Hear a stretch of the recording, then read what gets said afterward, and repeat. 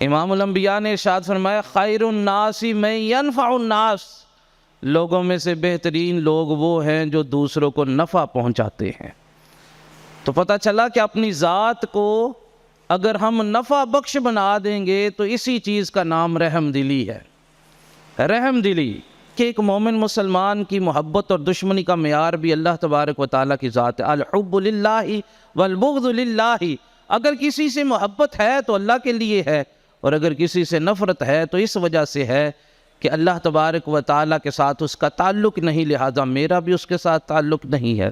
کہ انسان کی زندگی جو ہے کن اعمال کے ذریعے طویل ہوتی ہے۔ لمبی زندگی کون پا سکتا ہے؟ اس میں ایک کیلیفورنیا کی یونیورسٹی میں ایک تحقیق ہوئی، تو اس تحقیق کا لب لباب یہ ہوا کہ جو رحم دل لوگ ہیں، نرم دل والے لوگ، ان کی زندگی طویل ہوتی ہے۔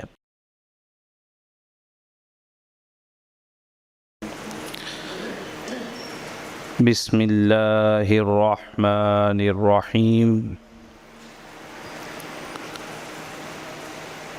قال اللہ تبارک و تعالی فی کلام المجید و فرقان الحمید،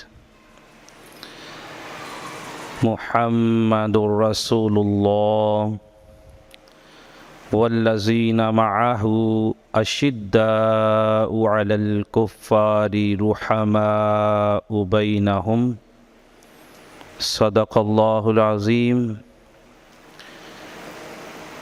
قال اللہ تبارک و تعالی فی شان حبیبہ مخبرا و آمرا، ان اللہ و ملائکتہ یصلون علی النبی یا ایھا الذین آمنوا صلوا علیہ وسلموا تسلیما۔ درود پاک پڑھیے۔ الصلاۃ والسلام۔ ہر طرح کی حمد و ثنا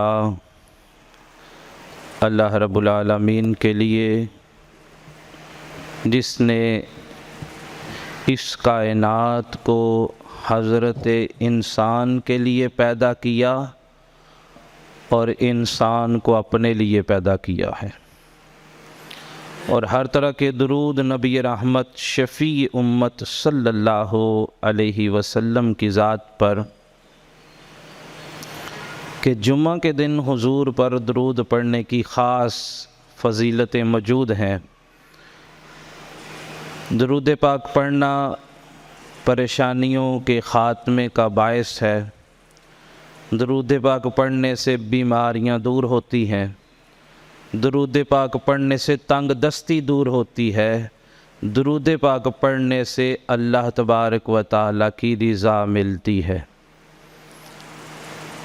ہر طرح کے درود نبی رحمت شفیع امت صلی اللہ علیہ وسلم کی ذات پر، اللہ رب العالمین کی کروڑہ کروڑ رحمتوں کا نزول ہو علماء پر، صلحاء پر، اولیاء، ائمہ اور مجتہدین پر۔ ہمارا آج کے جمعۃ المبارک کا جو موضوع ہے وہ رحم دلی ہے۔ انسان جب بچپن میں چھوٹا ہوتا ہے، عقل کا دائرہ جب محدود ہوتا ہے نا، تو وہ ہمیشہ اپنی ذات کے بارے میں سوچتا ہے، یعنی مجھے کیا نفع ملے گا، میرے والد صاحب گھر آئے ہیں تو میرے لیے کیا لائے ہیں، میرے لیے کیا ہے، یعنی اپنی ذات تک سوچتا ہے۔ اس کی سوچ کا زاویہ چونکہ محدود ہوتا ہے۔ پھر انسان تھوڑا جب بڑا ہوتا ہے اور لوگوں کے ساتھ ملتا جلتا ہے، تو پھر لوگوں کے بارے میں یہ سوچتا ہے کہ مجھے ان سے کیا نفع ملے گا۔ اپنے ارد گرد لوگ، اپنی سوسائٹی، اپنے دوست احباب کو اپنے نفع کے لیے استعمال کرتا ہے، یعنی مجھے ان سے کیا نفع مل رہا ہے۔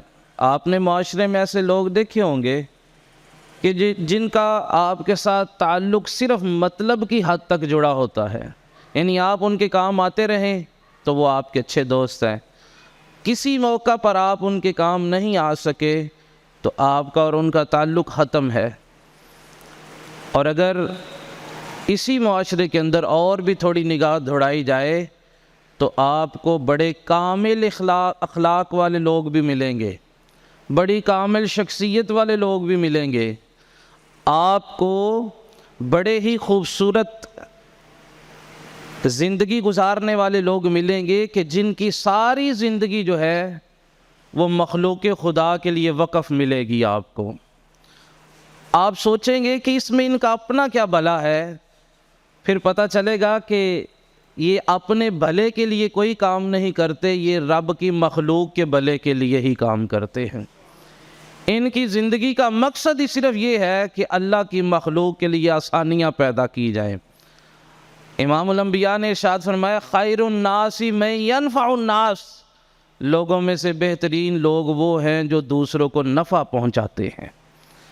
تو پتہ چلا کہ اپنی ذات کو اگر ہم نفع بخش بنا دیں گے تو اسی چیز کا نام رحم دلی ہے، رحم دلی، اور جس کی آج بڑی ضرورت ہے، چونکہ اخلاقی قدریں بڑی گرتی چلی جا رہی ہیں، مادہ پرستی مٹیریلزم کا دور ہے۔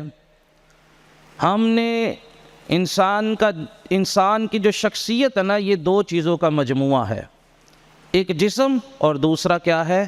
روح۔ جب اللہ تبارک و تعالیٰ نے انسان کی تخلیق فرمائی تو شیطان نے اس کے مجسمہ کو دیکھا نا تو اتنا متاثر نہیں ہوا۔ کس وجہ سے؟ کہ یہ تو مٹی سے بنا ہوا ہے، تو یہ تو کوئی اتنی اہمیت کا حامل نہیں ہے۔ مگر جب رب تبارک و تعالیٰ نے اس کے اندر روح کو ڈالا نا تو پھر وہ بڑا متاثر ہوا، پھر اس نے انکار کیا۔ پھر فرشتوں سے جب سجدہ کروایا گیا تو اس نے سجدہ اس وجہ سے نہیں کیا تھا کہ اس روح کے ذریعے جب یہ بندہ اس روح کے ذریعے اپنے رب کا قرب پالے گا تو وہ تو اعلیٰ علیین پر پہنچ جائے گا، پھر مجھے تو کوئی مقام نہیں ملے گا، لہٰذا وہ خائب اور حاصر اور ابلیس ہو کے اللہ کی بارگاہ سے روندہ درگاہ ہو گیا۔ کب؟ جب اس نے انسان کے اندر روح کو دیکھا تھا۔ آج ہماری شخصیت میں جو مادہ پرستی، جو مٹیریلزم ہے، جو جسم کے حوالے سے جو تعلقات ہیں، جو چیزیں ہیں، وہ غالب آ گئی ہیں، جن کی وجہ سے روحانیت مغلوب ہو گئی، اور پھر وہ روحانی قدریں، وہ چیزیں ختم ہو گئی جن کے ذریعے ہمارا تعلق ہمارے رب سے تھا۔ انہی روحانی قدروں میں سے ایک رحم دلی ہے۔ قرآن مجید میں نبی کریم صلی اللہ علیہ وسلم کے صحابہ کے بارے میں قرآن کیا کہتا ہے؟ بڑی خوبصورت آیت مبارکہ، اور یہ آیت مبارکہ جو ہے یہ سورہ فتح کی آخری آیت مبارکہ ہے۔ ارشاد فرمایا محمد الرسول اللہ، لوگو سنو محمد جو ہیں وہ اللہ کے رسول ہیں صلی اللہ علیہ وسلم۔ اور پھر جو صحابہ ہیں ساتھ، ان کے بارے میں قرآن مجید نے کیا ارشاد فرمایا؟ والذین معہ، وہ لوگ جو ان کے ساتھ ہیں وہ کیسے ہیں؟ اشداء علی الکفار، جو کفر کرنے والے لوگ ہیں، اللہ کے جو دشمن ہیں، یہ اس پر شدت کرتے ہیں۔ اور پھر دوسری ان کی خصوصیت کیا بتائی؟ قرآن بتاتا ہے رحماء بینہم، اور یہ آپس میں ایک دوسرے کے ساتھ بڑے ہی رحم دلی کے ساتھ پیش آتے ہیں، بڑی رحم دلی کرتے ہیں ایک دوسرے کے ساتھ۔ یہ ہمیں ایک آئیڈیل سچویشن بتائی ہے کہ لوگوں سن لو کہ تمہاری زندگی بھی ایسی ہونی چاہیے۔ اور دیکھیں ایک مومن مسلمان کی محبت اور دشمنی کا معیار بھی اللہ تبارک و تعالیٰ کی ذات ہے۔ الحب للہ والبغض للہ، اگر کسی سے محبت ہے تو اللہ کے لیے ہے، اور اگر کسی سے نفرت ہے تو اس وجہ سے ہے کہ اللہ تبارک و تعالیٰ کے ساتھ اس کا تعلق نہیں، لہذا میرا بھی اس کے ساتھ تعلق نہیں ہے۔ اب نبی کریم صلی اللہ علیہ وسلم کے اسوہ حسنہ کی طرف چلتے ہیں کہ ہمیں ہمارے نبی پاک صلی اللہ علیہ وسلم نے اپنی زندگی میں رحم دلی کی کیسے جو ہے وہ تعلیم فرمائی ہے۔ ایک مومن مسلمان، اور یہ ویسے بھی آج کل جو ہے وہ بیرون ممالک یونیورسٹیز میں بھی اس بات پہ ریسرچ ہو رہی ہے کہ انسان کی زندگی جو ہے کن اعمال کے ذریعے طویل ہوتی ہے، لمبی زندگی کون پا سکتا ہے۔ اس میں ایک کیلیفورنیا کی یونیورسٹی میں ایک تحقیق ہوئی، تو اس تحقیق کا لب لباب یہ ہوا کہ جو رحم دل لوگ ہیں، نرم دل والے لوگ، ان کی زندگی طویل ہوتی ہے۔ پھر آرگومنٹس کیے گئے اور پھر ان میں اس ریسرچر نے بتایا کہ چونکہ رحم دل بندہ جو ہے وہ غصہ نہیں کرتا، اور غصہ نہ کرنے کی وجہ سے بڑی ساری بیماریوں سے بچا رہتا ہے، بلڈ پریشر وغیرہ کی بیماری سے بچا رہتا ہے، اور اس طرح وہ بیماریوں سے محفوظ رہتے ہوئے طویل عمر پانے میں کامیاب ہو جاتا ہے۔ یہ تو ایک دنیاوی پہلو ہے نا۔ تو امام الانبیاء کیا ارشاد فرماتے ہیں، من لا یرحم لا یرحم، جو رحم نہیں کرتا اس پر رحم نہیں کیا جاتا، اس پر رحم ہی نہیں کیا جاتا۔ یہ دنیا مکافات عمل ہے، اور اس دنیا کا یہ قانون ہے کہ جو جیسا بیج بوتا ہے کل کو ویسی ہی فصل کاٹتا ہے۔ فرمایا گیا تم رحم کرو تم پر رحم کیا جائے گا، مطلب کہ جب تم دوسروں پہ رحم کرو گے تو سوسائٹی کے لوگ تم پر بھی رحم کریں گے، تمہارے ساتھ اچھا سلوک کریں گے، اور صرف لوگوں کی حد تک نہیں ہے، خود حال کے کائنات بھی تم پر رحم فرمائے گا، خود حال کے کائنات بھی تم پر رحم فرمائے گا۔ حضرت ثمامہ بن اسال رضی اللہ تعالیٰ عنہ، آپ علاقہ ہے کہ یمامہ، وہاں کے رہنے والے تھے، سردار تھے، اور ان کا اسلام لانے کا واقعہ بھی بڑا خوبصورت ہے، بڑا خوبصورت واقعہ۔ میں مختصراً عرض کرتا ہوں کہ وہ صحابہ اکرام نے ان کو لا کر کے مسجد نبوی میں باندھ دیا، اور کچھ سوالات کا مطالبہ ہوتا رہا، مسکراتے ہوئے حضور نے ان سے سوالات کیے، بس حضور کی مسکراہٹ کے ایسے اسیر ہوئے۔ اب دیکھیں نا، میرے آقا کریم صلی اللہ علیہ وسلم مسکرا کے لوگوں کے دل جیت لیا کرتے تھے، مسکرا کے۔ وہ بندہ کہ جو جان کا دشمن تھا، اور یہ ثمامہ کے بارے میں مشہور ہے، یہ کہا کرتا تھا مجھے کائنات میں اگر کوئی بدترین جگہ لگتی ہے، معاذ اللہ ثم معاذ اللہ، نقل کفر نہ باشد، کہا کرتا تھا یہ مدینہ طیبہ یا مکہ یہ مجھے دنیا کی سب سے بری جگہ لگتی، اور مسلمانوں کے نبی سب سے بری شخصیت لگتے، یہ کہا کرتا تھا۔ اور یہی ثمامہ جس نے میرے مصطفیٰ کی مسکراہٹ کو دیکھا نا، تو پھر ایسا اسیر ہوا کہ حضور کے قدموں میں گر کے کلمہ پڑھ کے کہنے لگا، زبان حال سے کہنے لگا کہ گر پڑھ کے یہاں پہنچا ہوں، مر مر کے اسے پایا، چھوٹے نا الہی اب سنگ درے جانانا۔ اور پھر محبت رسول کا اظہار جو کیا، آج محبت کی اظہار کے حوالے سے بھی ہم لوگ بڑے جو ہیں وہ کمزور پائے گئے ہیں، حالانکہ ہمارا دین یہ کہتے ہیں آپ کو جس سے محبت ہے آپ اظہار کریں۔ تو محبت کا اظہار حضرت ثمامہ نے کیسے کیا؟ حضرت ثمامہ کہنے لے لوگوں سنو، پہلے مجھے کائنات میں سب سے بری جگہ یہ مدینہ طیبہ لگتی تھی، سن لو اب کائنات میں سب سے اچھی جگہ مجھے مدینہ طیبہ لگتی ہے۔ جنوں ویکھ کے ٹھردیاں اکھاں، جنوں ویکھ کے ٹھردا سینہ اے، ربا تیری ساری خدائی وچوں اکو شہر مدینہ ہے، اکو شہر مدینہ ہے۔ تو یہی حضرت ثمامہ جو ہے، یہ جب ایمان کی دولت سے مالا مال ہو کے جاتے ہیں تو مکہ معظمہ میں ان کے قبیلے کی طرف سے گندم جایا کرتی تھی، اور حضور سے اجازت لے کے یہ مکہ معظمہ جاتے ہیں عمرہ کرنے کی نیت سے، اور وہاں جا کے جب عمرہ کے مناسک کر رہے تھے تو لوگوں کو پتہ چلا ثمامہ مسلمان ہو گئے۔ اب تلواریں لے کر کے نیزے لے کے آ گئے، اور پوچھا کیا تو نے ہمارے آباء و اجداد کا دین چھوڑ دیا؟ کچھ عقل مند بھی تھے ان میں، انہوں نے کہا نہیں، ثمامہ کے ساتھ برا سلوک نہ کرنا، اگر اس کے ساتھ ہم نے سختی کی تو یہ ہماری گندم یعنی ہمارا غلہ جو اس کے قبیلے سے آتا ہے وہ روک دے گا، اقتصادی ناکہ بندی ہو جائے گی، معاشی طور پہ جو ہے وہ ہمارا بائیکاٹ ہو جائے گا۔ ایسا ہی ہوا۔ حضرت ثمامہ رضی اللہ تعالیٰ عنہ جب عمرہ شریف کرنے کے بعد واپس اپنے قبیلے میں آئے تو آ کر کے حکم دیا کہ اب مکے میں کوئی بندہ گندم نہیں بھیجے گا۔ پوچھا کیا ہوا؟ کہا کہ میرے حضور کے بارے میں غلط باتیں کرتے ہیں، حضور کو بڑی تکلیفیں دی تھی ان مکے والوں نے، کلمہ پڑھیں میرے نبی کے غلام ہو جائیں تو میں گندم کیا جو چاہیں گے میں ان کو سپلائی کرتا رہوں گا۔ یہ ہے الحب للہ والبغض للہ، میرا ان کے ساتھ اگر دشمنی ہے تو اللہ کے لیے ہے۔ وہ کس وجہ سے؟ کہ میرے محبوب کے مخالف چلتے ہیں، آج حضور کے قدموں میں گر جائیں، ثمامہ کی جان بھی مانگے تو ثمامہ جان بھی قربان کر دے گا۔ اب گندم کا جو ہے وہ اقتصادی ناکہ بندی کر دی گئی، اب وہاں پہ جو ہے وہ قحط سالی پھیل گئی، بچے کمزور ہو گئے، بڑے بوڑھے جو ہیں وہ راشن نہیں مل رہا، مہنگائی آسمانوں پہ پہنچ گئی، ہر طرف پریشانی کا عالم ہے۔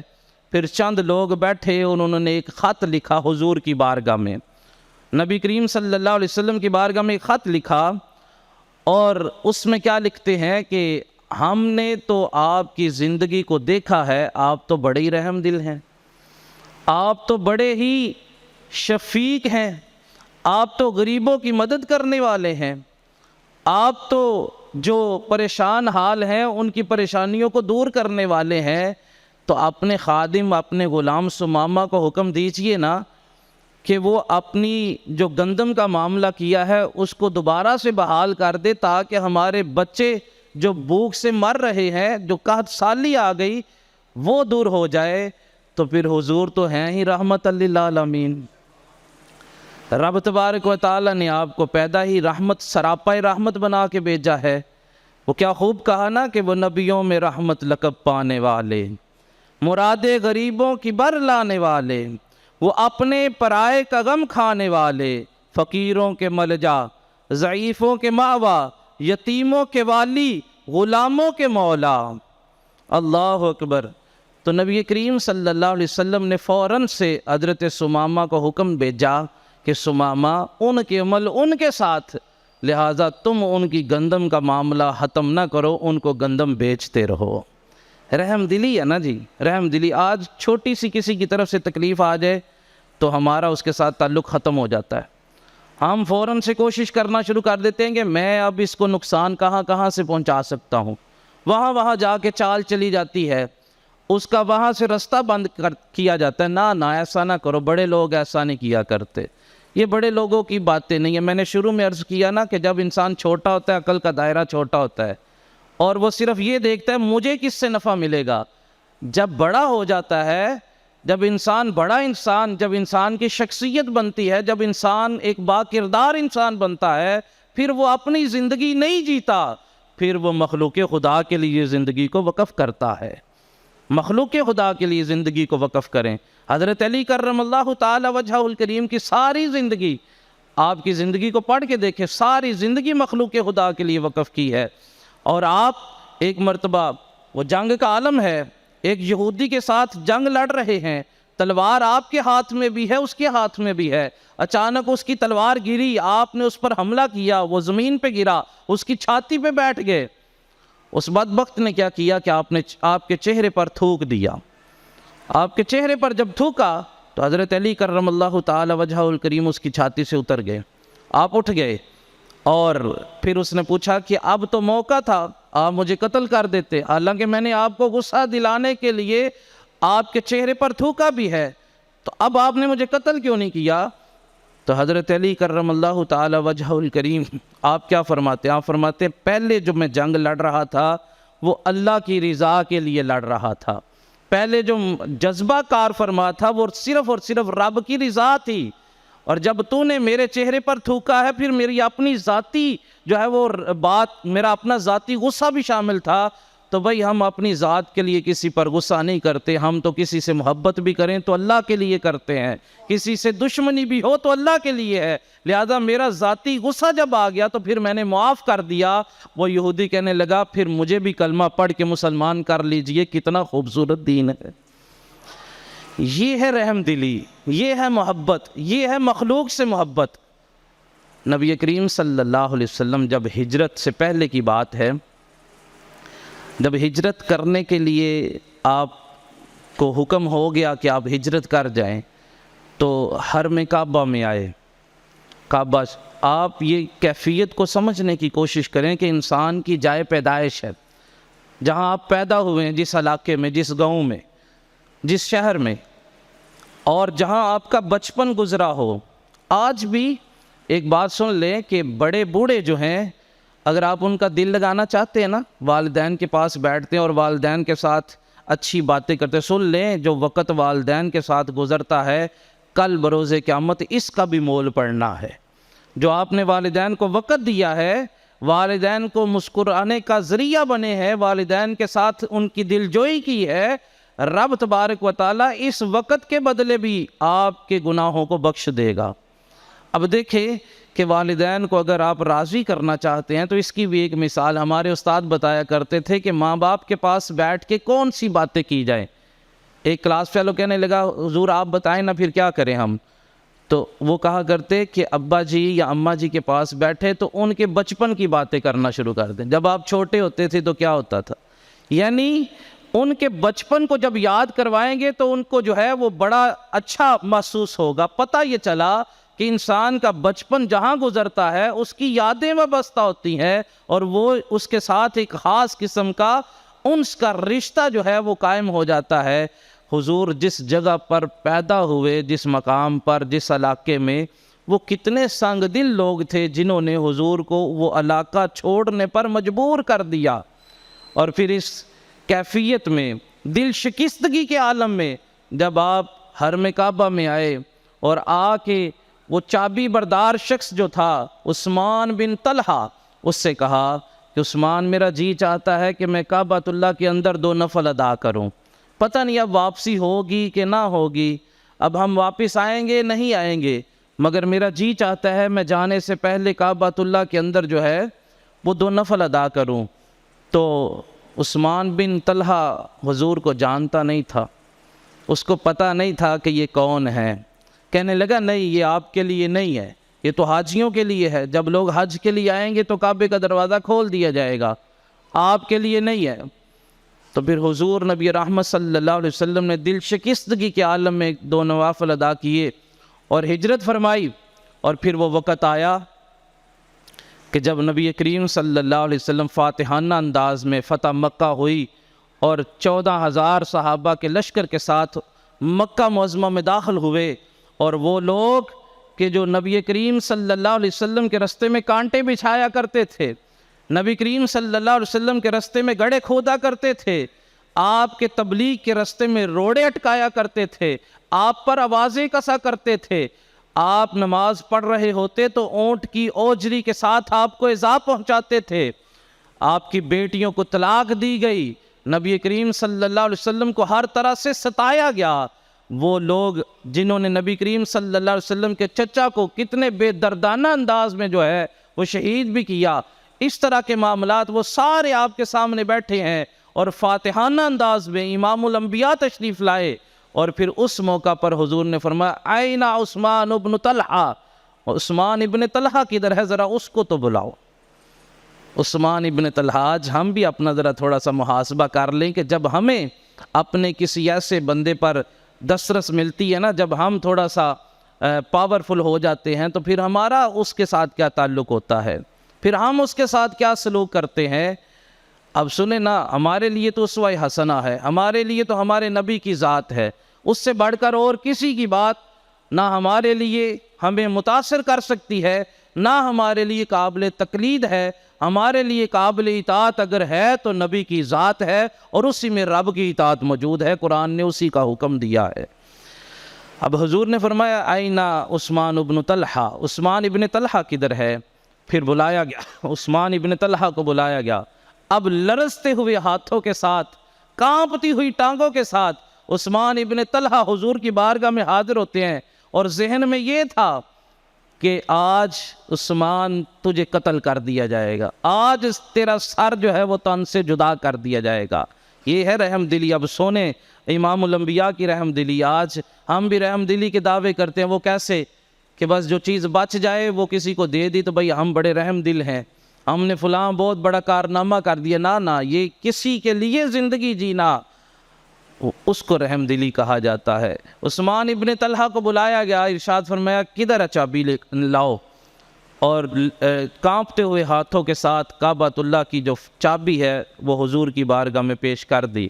اور یہ دل میں یہ خیال تھا کہ اب اگلا حکم جو ہوگا وہ یہ ہوگا کہ عثمان ابن طلحہ کا سر قلم کر دیا جائے اور گوشت کاٹ کے جانوروں کو ڈال دیا جائے. ٹانگیں کانپ رہی ہیں. اور پھر آگے کیا ہوا, اب صحابہ بھی سامنے ہیں, اور صحابہ اکرام بھی یہ دل میں ارادہ تھا کہ اب ہو سکتا ہے یہ چابی ہمیں عطا ہو جائے. ہر شخص جو چاہتا تھا یہ چابی مجھے مل جائے. چھوٹی سعادت تو نہیں ہے نا جی, کعبۃ اللہ کی چابی بردار ہونا یہ کوئی چھوٹی سعادت نہیں ہے.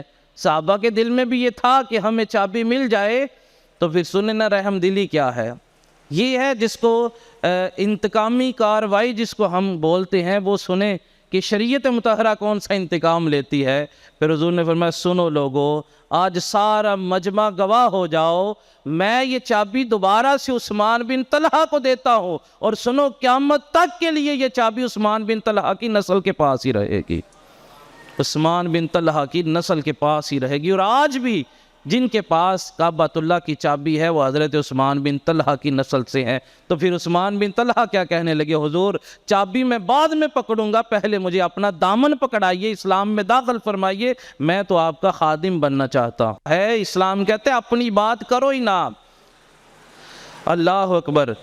وہ حضرت طفیل بن عمر دوسی رضی اللہ تعالیٰ عنہ، آپ جب اسلام قبول کرنے کے بعد اپنے قبیلہ بنی دوس کی طرف گئے نا، تو ان کو اسلام کی دعوت دی، انہوں نے آپ پر تشدد کیا، انہوں نے آپ پر جو ہے آپ کو زد و کوب کیا، اتنا تشدد کیا کہ آپ کا چہرہ لہو لہان ہو گیا، جسم پر جو ہے وہ تشدد کے اثرات ہیں۔ اسی حالت میں حضور کی بارگاہ میں حاضر ہوئے اور آ کر کے آپ کی بارگاہ میں عرض کرنے لگے، حضور دیکھیں کہ میں نے دین کی دعوت دی ہے ان کو، میں نے اپنے قبیلے والوں کو دین کی دعوت دی، اور انہوں نے اس کے عوض مجھے کون کون سی پریشانیاں اور تکلیفیں پہنچائی ہیں، حضور ان کے لیے ضرور بد دعا فرمائیں۔ قبیلہ بنی دوس کے حضرت طفیل بن عمر دوسی جو ہے وہ اپنے قبیلے کے بارے میں حضور کی بارگاہ میں آ کے عرض کرنے لگے، حضور میرے قبیلے کے لیے بد دعا کریں، کتنا سخت انہوں نے میرے ساتھ جو ہے وہ رویہ رکھا ہے۔ تو پھر امام الانبیاء کے ہاتھ اٹھتے ہیں، اور یہ وہ ہاتھ ہیں کہ جو مانگ لے رب عطا فرماتا ہے۔ پھر آپ نے کیا دعا مانگی، یا اللہ قبیلہ بنی دوس کے لوگوں کو ہدایت عطا فرما، ہدایت عطا فرما۔ اب یہ ہے نا، وہ تو ارادہ رکھتے تھے، وہ ان کے ذہن میں تھا، ابھی حضور دعا فرمائیں گے یا اللہ فرشتہ اتار دے اور قبیلہ بنی دوس کو نیست و نابود فرما دے، مگر وہ نبیوں میں رحمت لقب پانے والا، وہ مرادیں غریبوں کی بر لانے والا، فقیروں کا ملجا، ضعیفوں کا ماوا، یتیموں کا والی، غریبوں غلاموں کا مولا، وہ حضور نے دعائی فرمائی۔ حضرت طفیل بن عمر دوسی دیکھتے رہے، اور حقیقت میں یہی دعا تھی کہ یا اللہ ان کے لیے آسانیاں پیدا کر دے، ان کو میری طرف لے آ، ان کو اسلام کے دائرہ میں داخل فرما دے۔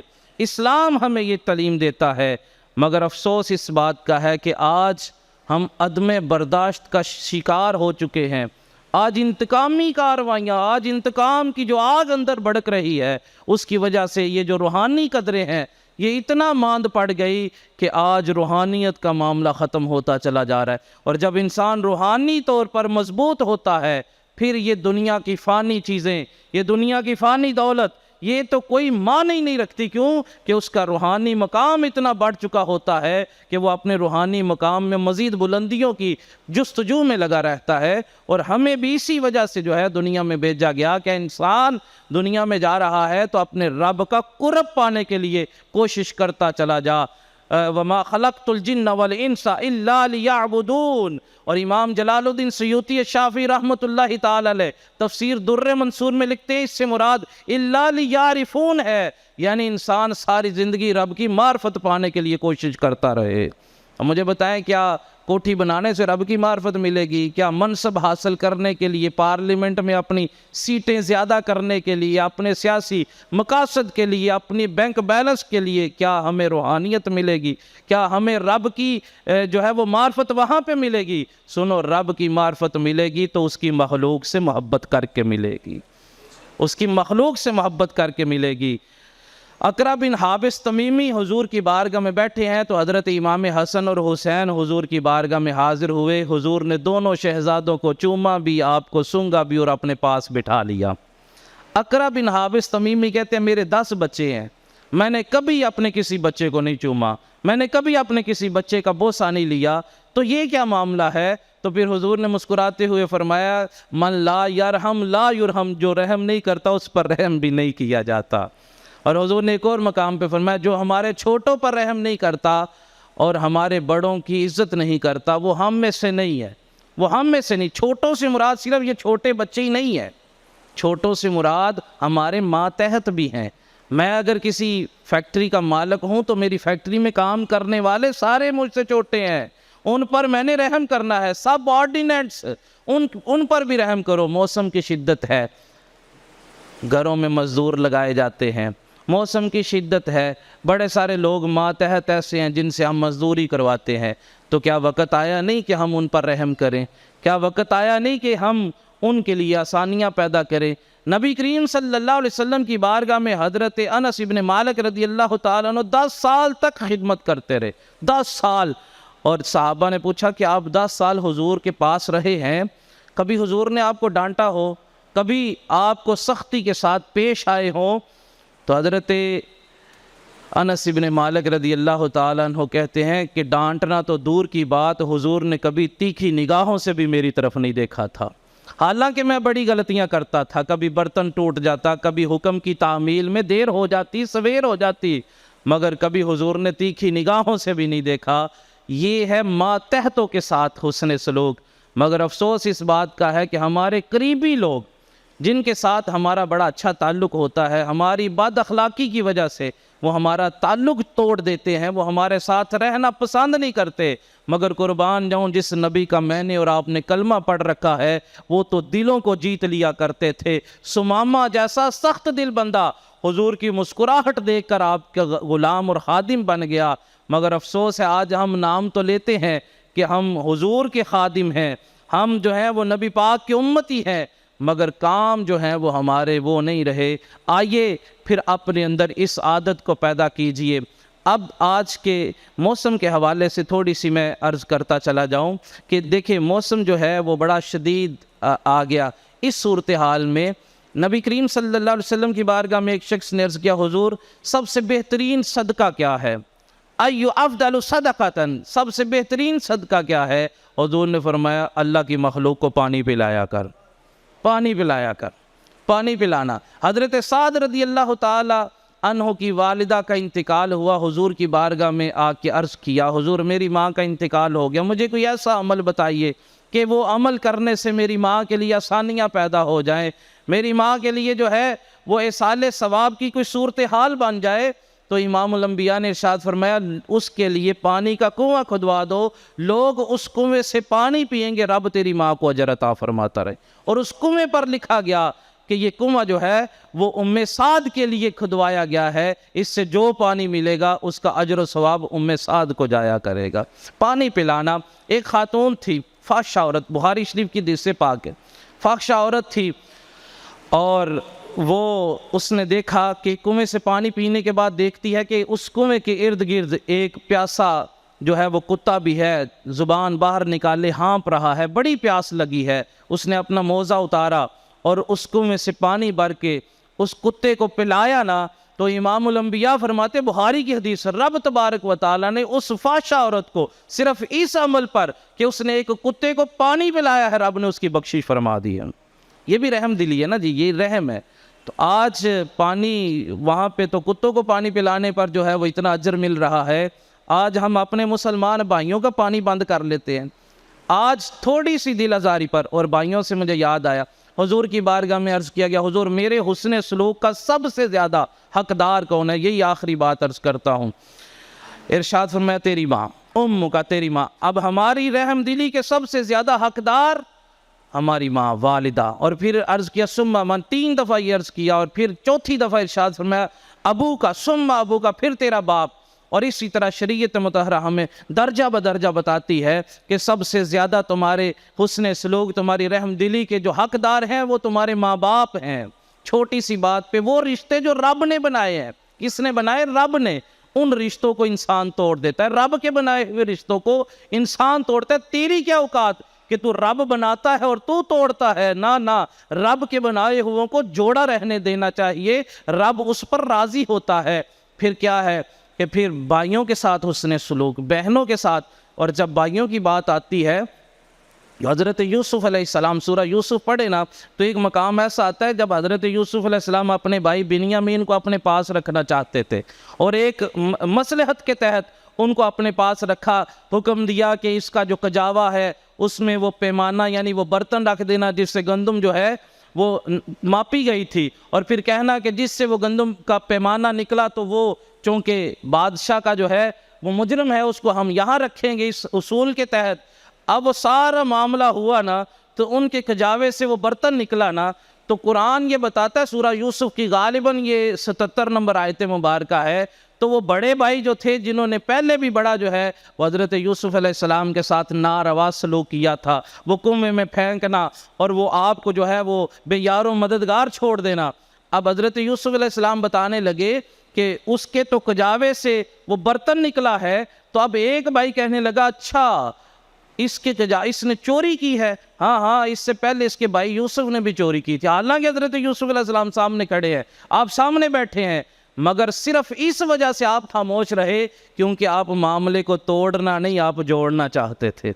آپ تعلق کو توڑنا نہیں، آپ جوڑنا چاہتے تھے۔ آپ خاموش رہے، آپ کو پتا تھا کہ یہ بات غلط کر رہا ہے، حالانکہ تب بھی چوری میں نے نہیں کی تھی، یہ بھی مجھ پر الزام لگایا گیا تھا۔ تو پھر حضرت یوسف علیہ السلام خاموش رہے، ان پر رحم کیا، اور پھر وہ وقت آیا کہ رب تبارک و تعالی نے سب کو حضرت یوسف کے سامنے جھکا دیا تھا۔ تو ہمیں حکم یہ دیا گیا ہے۔ اور آخری بات یہ ہے کہ چونکہ موسم جو ہے وہ موسم گرما شروع ہو چکا، تو راتیں ہو گئی ہیں چھوٹی۔ اب رات جب چھوٹی ہو جاتی ہے تو نیند پوری نہیں ہوتی۔ فجر کی نماز میں امام صاحب بیچارے اکیلے صف میں بیٹھے ہوتے ہیں، حضور نے فرمایا منافق پر 2 نمازیں بڑی وزنی ہیں، منافق پر 2 نمازیں بڑی وزنی ہیں، ایک عشاء کی اور ایک فجر کی۔ اور سنو، حضور فرماتے جس کو پتہ چل جائے کہ رب نے ان 2 نمازوں میں رکھا کیا